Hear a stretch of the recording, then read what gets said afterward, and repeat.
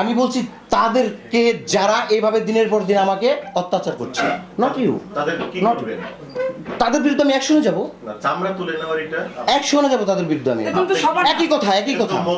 আপনার কাছে জানতে আসছি আপনার বিষয়ে যে অভিযোগ, আমার বিষয়ের অভিযোগ সব মিথ্যা। এখন আপনি যে প্রমাণ করে প্রকাশ করেন না। আর এবারে তো আমার কোনো গল্প নেই আপনার কাছে। হ্যাঁ, শেষ, clear, done, you are done, you are go, you are done. ছাড়া আমি তো সবাইকে সেটাই বলছি যে আমি মিথ্যা।